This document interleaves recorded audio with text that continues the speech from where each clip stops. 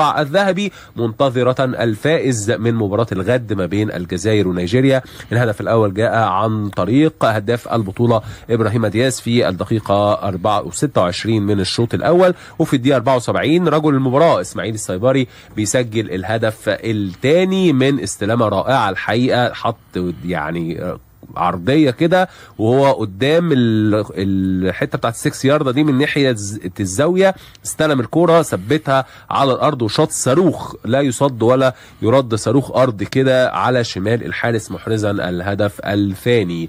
المغرب يمكن كانت اقل نسبيا من الشوط الاول، لكن ظلت الافضليه وظلت الكلمه العليا لاسود الاطلس على حساب اسود الكاميرون. مبروك يا دكتور، فوز مستحق. والمغرب مباراه انت قلت في الفاصل احلى مباراه لعبوها المغرب في البطوله، احلى مباراه لعبوها المنتخب المغربي، والامر اللي احنا راهنا عليه خيري في قبل المباراه قلت لك الكور العرضيه، رغم صحيح. ان الكاميرون مميزين في الكور العرضيه، ولكن كان رهاني لحد امتى المنتخب الكاميروني مش هيغلط في المباراه.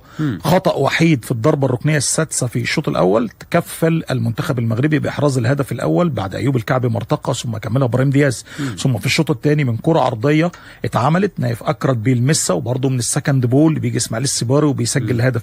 لان انت منتخب الكاميرون مميز في الكور العرضيه، ولكن دايما عندهم اشكاليه، عشان كده انا راهنت عليها من الشوط الاول. الاشكاليه ان دايما التنظيم الدفاعي ممكن يغيب عنهم في حته السكند بول او الكره اللي بتتهيأ لخارج ال18 او لداخل العمق الدفاعي، فبالتالي قدر المنتخب المغربي يسجل.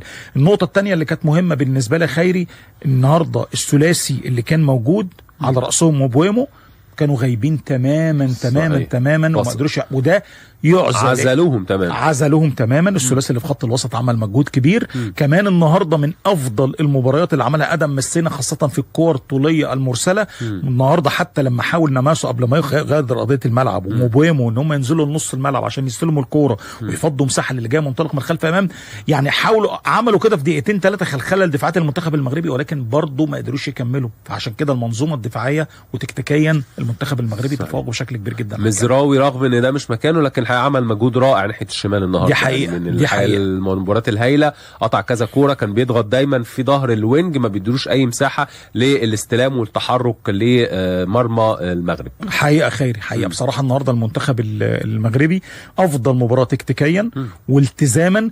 والنهارده المميز في المباراه ان انت النهارده واحد، بص ابراهيم دياز مش مجرد يا جماعه انه بيسجل 5 اهداف و5 مباريات متتاليه.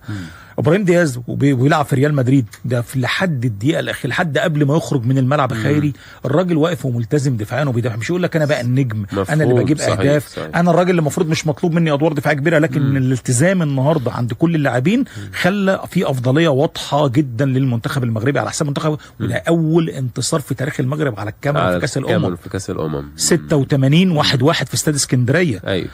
88 قبل النهائي في مركب محمد الخامس، والفوز بهدف سير المكناكي. ده هدف من الاخوين اومنبيك، فرنسا اومنبيك وكنبيك بيفوزوا على المنتخب المغربي في 92 في السنغال، في مباراه لعب فيها بدو الزكي وعزمي حارسي المرمى. تخيل بقى تاخر الفوز من 40 سنه عشان المغرب تحققه النهارده على ملعب مولاي عبد الله. صحيح. عشان كده تحس ان العنوان ايه، من اسكندريه للرباط حتى اتى اول فوز. صحيح. سفيان مرابط نزل على حساب بلال الخنوس. بلال الخنوس يعني ابتدى لعبه يبقى عنيف شويه، خد انذار، كان ممكن اعتقد وليد الرجالي خاف عليه، لكن سفيان مرابط حافظ على المنظومه اللي في خط وسط ملعب المغرب. هو نازل في وقت هو انت محتاج منه فقط لا غير انه يبقى الصداده لكل الكور الكاميرونيه. هو يعيب سفيان مرابط زي ما قلنا ان هو الريتم بيخلي رتم الملعب بيقل شويتين، سنه البطء، ولكن هو بدنيا وفي حته قطع الكرات وحش ما شاء الله يعني. صحيح. يقدر يعمل الدور ده كويس. وانت كنت مطلوب منك ان انت تكون موجود في اخر دقائق المباراه امام الاندفاع البدني الكبير. اهم ميزه عملها المنتخب المغربي، يمكن وقع في الخطا ده بس شويه لحظات كده في الشوط الثاني، انه ابتعد عن الحته ان انت تخش في صراعات بدنيه مع المنتخب الكاميروني. هم حاولوا يجرجروهم في الشوط الثاني ونجحوا في بعض الاوقات، ولكن اولوفر ال90 دقيقه بقى خيري لا، المنتخب المغربي بعد نفسه عن النقطه دي عشان عارف ان التفوق هيكون كاميروني صرف في الحته دي. شفنا يوسف النصيري بينزل مكان ايوب الكعبي، شفنا كمان سفيان رحيبي بينزل، لكن مش بحس الخطوره خالص للاثنين دول اللي المفروض ان هم من اصحاب الخبرات، وبحس ان يمكن اول مباراه لعبوها كانت بمثابه يعني عارف داون ليهم كده، ان هم خرجوا شويه من البطوله. يعني شوف لعيبه المنتخب المغربي انا اعتقد ماتش بعد التاني بيخشوا في التركيز اكتر. ممكن تكون مخطوف من الضغط الكبير جدا اللي عليك من الجمهور، وتبقى مخطوف اكتر واكتر بسبب الاداء اللي كان سيء في دور المجموعات.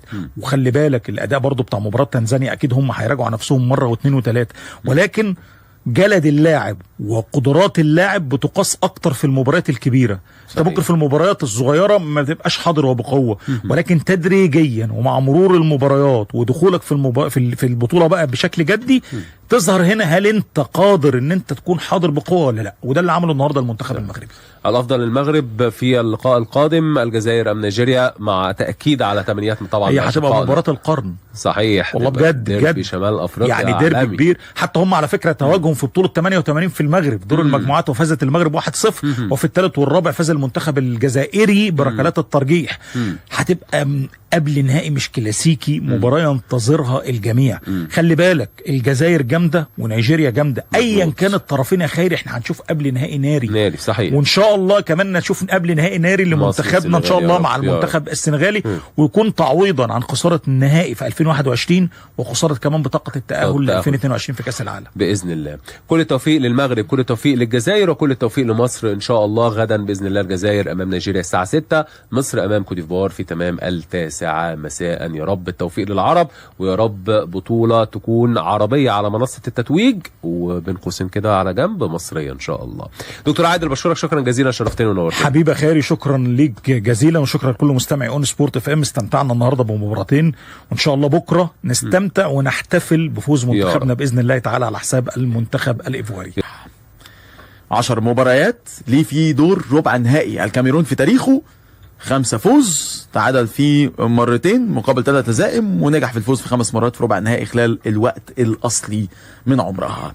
الهجمة للمنتخب المغربي، أول ظهور، أول لمسة ليه بقميص المنتخب المغربي في كأس الأمم الأفريقية أمام الكاميرون. لسه نازل البديل حمزة إكمان اللي بياخد كورته من ناحية اليمين ويعدي. وحمزة كمان بيلعب النهارده على الملعب اللي كان بدأ عليه مسيرته، ملعب الجيش الملكي، ملعب مولاي عبد الله. هو النادي ده الملعب الخاص بنادي الجيش الملكي، بس ملعب أوروبي عالمي بصراحة حلو قوي، والمدرجات قريبة من الملعب، وحالة استثنائية، وأرض بصراحة تنظيم عالي، وبلد تستحق المملكة المغربية يعني تستحق أن تنظم في 2030 كأس العالم مع الحفاظ على هذه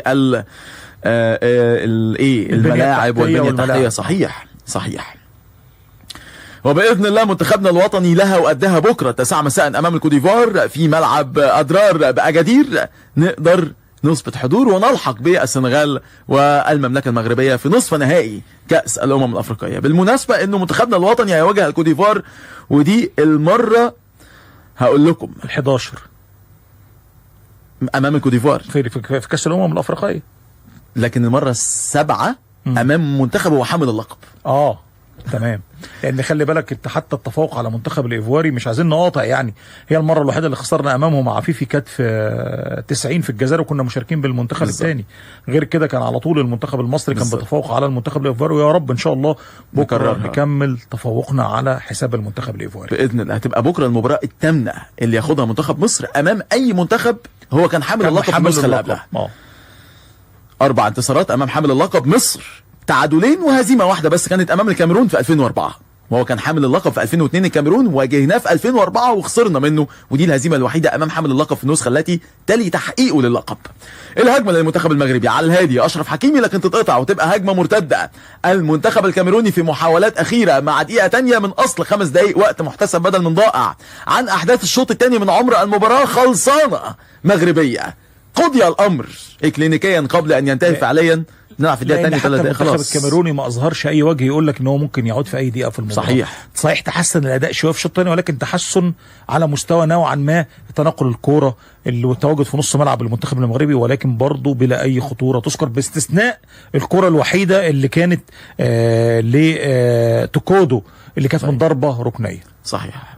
لم يختبر بعد ياسين بونو اختبار حقيقي يعني، الا على فترات وخروجه بان هو يحاول يطلع عرضيه يتعامل مع كره، لكن كره اون تارجت راحه فيه ما بين القائمين والعارضه بيعمل تراي عليها عالي الجوده. ده ما حصلش، انه مفيش كره اصلا عاليه الجوده راحت على مرمى المنتخب المغربي. قالها دكتور عادل، حجم المنتخب المغربي، حجم السورسز، مصادر خطوره المنتخب الكاميروني، خلص عليه باتقان تكتيكي بحت في مباراه النهارده. انضباط، حاله استثنائيه ومحاوله هجوميه كاميرونيه من ناحيه اليمين، يغير اتجاهاته ويتعرقل على حدود منطقه الجزاء، يكسب الفاول. نوهو تولو كابتن وقائد المنتخب الكاميروني، عرقله ممكن يبقى فيها انذار، لكن حكم المباراه الموريتاني دحام بيدا ما طلعش الكارت الاصفر في وجه نصير مزراوي نجم المان يونايتد. نجم المنتخب المغربي بعرقله الحقيقه تستوجب الانذار، وده ما حصلش لان فيها تهور في التدخل. هنتابع الضربة الحرة المباشرة للمنتخب الكاميروني. تتلف الكرة كالعادة من برياء في قلب منطقة الجزاء، يتعامل المنتخب المغربي من أعلى نقطة وعلى مرتين في الفيرست بول وفي السكند بول.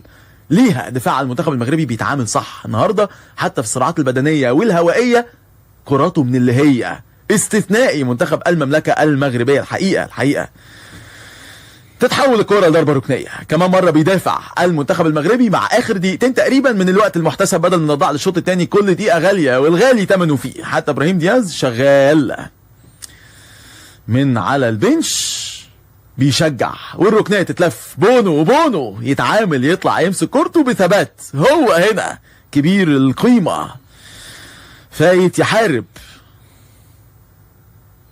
وحارب هو ونجوم المنتخب المغربي. الأسود التي راودت الأسود النهاردة، أسود المملكة المغربية يلتهموا أسود الكاميرون هنا في الرباط.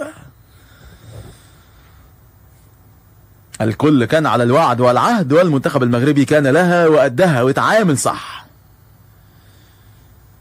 تمشي الهجمة للمنتخب الكاميروني، تتحط في قلب منطقة الجزاء بالعرض من الشمال لليمين، طويلة الكرة تتحول لضربة مرمى، ملحقهاش مريان مومو.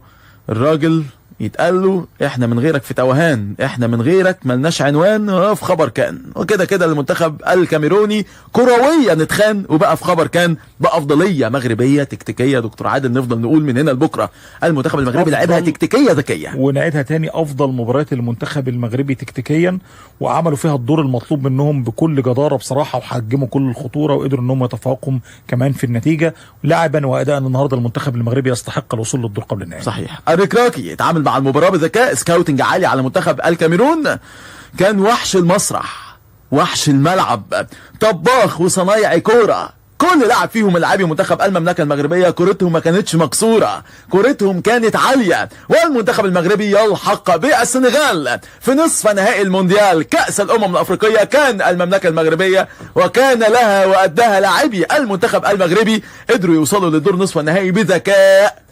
الأسود المغربية تلتهم الأسود الكاميرونية، وماشيين بمبدأ الوحش اللي بيواجههم ما بينجحش، ومشوا على القاموس. وزي ما بيقول القاموس، الكبير بيدوس وبيفرح جمهوره المهووس. وننتظر الجزائر في الغد، ومن بعدها منتخب الفراعنة، منتخبنا الوطني الأول المصري، بإذن الله يكون لها وأدها أمام الكوديفوار، والجزائر من قبلهم أمام المنتخب النيجيري.